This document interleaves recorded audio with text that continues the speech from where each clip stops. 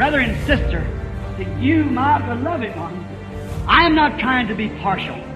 I'm only telling you the truth. I'm only responsible for the Bible. And I'm telling you, if you believe in me to be His prophet or His servant, you believe that I'm telling you the truth. The end is close. How close, I don't know. And nobody else knows. But I know we're living in the shadows of His coming. Uma pomba é um pássaro que não tem fel. O corvo poderia se sentar aqui e comer sobre uma carcaça morta, mas você nunca verá a pomba ao redor desta carcaça morta. Ela não pode suportar isto.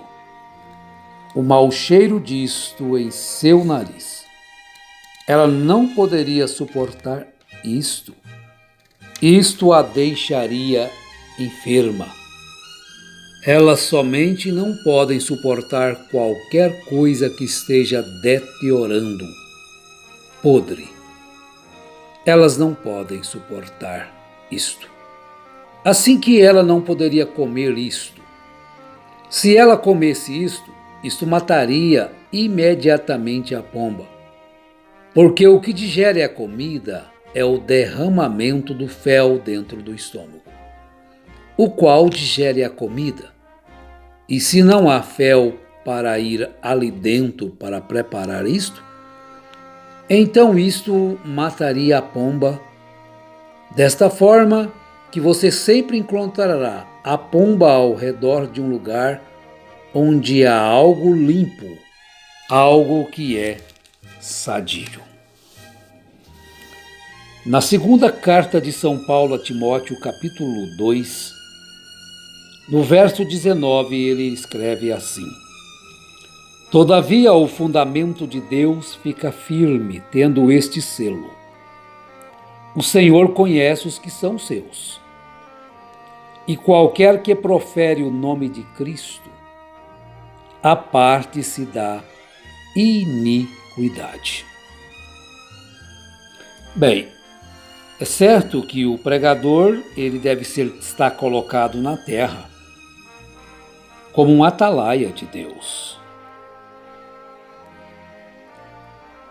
E sempre ele deve trazer luz aos corações das pessoas. Mas ele não deve também cauterizar as consciências das pessoas. Porque estamos vivendo tempo em que o Evangelho tem se deteriorado na sua essência. Pois é o tempo do fim. E como diz o próprio apóstolo no capítulo 3 da segunda carta a Timóteo, ele traz a extrema corrupção nos últimos tempos. Os homens se tornaram estranhos, diferentes, se tornaram amantes de si mesmos, avarentos, presunçosos, soberbos e assim por diante, traidores, obstinados. E tendo aparência de piedade, mas negando a eficácia dela. E eles resistem à verdade da mesma forma como Janes e Jambres resistiram a Moisés. Assim também estes resistem à verdade, sendo homens corruptos de entendimento e réprobos quanto à fé. Eles têm uma coragem dissimulada de fazerem as coisas em nome do Senhor e vivendo uma vida totalmente diferente. Não se dizendo assim, não dizemos que a pessoa não possa errar, que o homem não erra, que o homem não cai. Não, não é isto. É a pessoa se acostumar a viver em iniquidade, viver em pecado. É um pouco diferente de um acidente com a pessoa. Todos sabem disto. Então o apóstolo, no quarto capítulo da segunda carta, ele diz assim a Timóteo: Conjuro-te, pois, diante de Deus e do Senhor Jesus Cristo, que há de julgar os vivos e os mortos na sua vinda e no seu reino, que pregues a palavra, instes a tempo e fora de tempo, redarguas, repreendas, exortes com toda longanimidade e doutrina. Por quê que é a tempo e fora de tempo? Porque o tempo se abrevia. Porque virá tempo em que não sofrerão a sã doutrina, mas tendo comichão nos ouvidos, amontoarão para si doutores conforme as suas próprias concupiscências e desviarão os ouvidos da verdade, voltando às fábulas. Mas tu, sê sóbrio em tudo, sofre as aflições, faz a obra de um evangelista, cumpre o teu ministério. Então, o pregador, ele traz palavras de cura divina, ele traz palavras de consolo, mas ele também tem que trazer essas palavras de correção, porque as pessoas se desviam do caminho. Agora eu pergunto, a correção traz ou não traz cura? Responda para você mesmo. A correção traz cura. A palavra traz cura sem falar em cura divina. A palavra traz libertação sem falar a palavra libertação. Ao você tentar atender o clamor do Espírito e observar e procurar viver de acordo com a palavra de Deus, acertar a vida, consertar, deixar de lado a iniquidade, o pecado, a desonra, a imundície, essa palavra te cura também. Porque o conselho é este. O Senhor conhece os que são seus, e qualquer que profere o nome de Cristo aparte-se da iniquidade. Olha, a pomba é um pássaro que não tem fel. Agora o corvo é diferente. Agora somente note o corvo sendo um tipo do hipócrita. O corvo pode sentar ali sobre aquela carcaça morta e comer somente tanto quanto ele deseja, e voa imediatamente para o campo e come trigo também. Porém, a pomba não pode comer trigo e então voar sobre a carcaça morta. A igreja e sua condição. Nós vemos este quadro. Começa no 27 a seguir. A igreja e sua condição. E você é membro da igreja. Que tipo de igreja tem sido essa onde você é um membro? Assim que um hipócrita, um homem pode ser um hipócrita e comer ambas coisas espirituais e coisas boas e coisas más. Porém, um real cristão nascido de novo não pode tolerar as coisas que são erradas. E somente pode comer as coisas boas. Note isto. Quando você vê um sujeito que pode ir para a dança, sair e beber, sair e viver em pecado, volta para a igreja e possivelmente grita, somente tanto quanto um santo, prega tanto quanto um santo, mas vivendo em iniquidade. O que é isto? Ele é um carniceiro. Ele pode comer tanto as coisas podres como as coisas boas. Porém, o verdadeiro cristão já não pode tolerar aquelas coisas mais, pois ele tem passado da morte para a vida.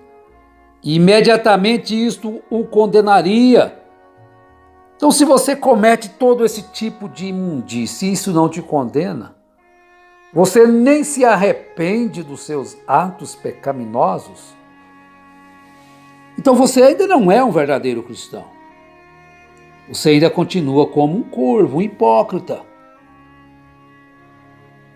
Porém, o verdadeiro cristão já não pode tolerar aquelas coisas mais, pois ele tem passado da morte para a vida. E imediatamente isto o condenaria, portanto, os próprios pensamentos disto, até que isto o condenaria, até que ele virasse a sua face e se afastasse. Mas permanecer no pecado para que a graça abunde, como escreveu São Paulo, porque não está debaixo da lei, de maneira nenhuma. Você vai irritar ao Senhor? Você estará abusando da graça? Então você pode dizer, não, a graça me salva, não é pelos meus méritos, não é por isso. Então você mergulha na iniquidade e não se arrepende dos seus pecados? Não é assim. Mas não é assim. O verdadeiro cristão, o genuíno cristão, que tem nascido de novo, ele afasta-se destas coisas do pecado, ele afasta-se dessa imundície do mundo. E ele prossegue a sua jornada mantendo as suas vestes limpas. Ele anda com Cristo. Ele procura viver uma vida pia, longe da iniquidade. E se ele tropeça, automaticamente aquilo o condena. E ele então tem o arrependimento e confessa as suas culpas e obtém o perdão. E prossegue a sua jornada em direção à pátria celestial, o alvo da soberana vocação, deixando este mundo de pecado, este mundo de iniquidade, e prosseguindo na sua jornada. Então aquele homem velho, ele foi crucificado para que o corpo do pecado seja desfeito, para que não sirvamos mais ao pecado, porque aquele que está morto está justificado do pecado. Então é Romanos capítulo 6. A graça não nos deixa permanecer no pecado, antes nos livra do poder do pecado, nos livra do poder do pecado. Você então obtém essa graça soberana de Deus, não está sujeito ao pecado, você vence o pecado na carne. Eu não suporto, eu não dou conta. Então o apóstolo pergunta, que diremos, pois? Permaneceremos no pecado para que a graça abunde? De modo nenhum. Nós que estamos mortos para o pecado, como viveremos ainda nele? É porque não morreu para o pecado ainda. Está vivo para o pecado. Ora, não sabeis que todos quantos fomos batizados em Jesus Cristo fomos batizados na sua morte? De sorte que fomos sepultados com ele pelo batismo na morte, para que como Cristo ressuscitou dos mortos pela glória do Pai, assim andemos nós também em novidade de vida. Vida nova. Vida com Cristo. Sabendo isto, que o nosso homem velho foi com ele crucificado, para que o corpo do pecado seja desfeito, para que não sirvamos mais ao pecado, porque aquele que está morto está justificado do pecado. Ora, se já morremos com Cristo, cremos que também com ele viveremos. Te agradecemos, ó Pai, pela tua palavra ser enviada aos nossos corações, e pedimos que o Senhor ajude-nos, ó Pai, tenha misericórdia. Que nós possamos morrer para o mundo, para o pecado, e viver para Cristo a vida verdadeira. Em nome do Senhor Jesus Cristo, entrego a vida de cada um dos teus filhos em tuas mãos, que eles possam receber a cura através da correção, através do ensino da tua palavra, a libertação, em nome do Senhor Jesus Cristo. Amém, Senhor, amém. Viva por Cristo uma vida verdadeira. Viver por Cristo a vida verdadeira, servi-lo sempre no mundo falar. Fiel a Cristo e a voz do dever, eis o caminho do vero prazer. Jesus bendito, a ti me entrego, enfim. Na cruz morreste por todos nós, por mim. Só tu és meu Deus, todo meu amor, em mim vive, ó Deus, e eu viverei por ti. Em mim, ó Deus, e eu viverei por ti.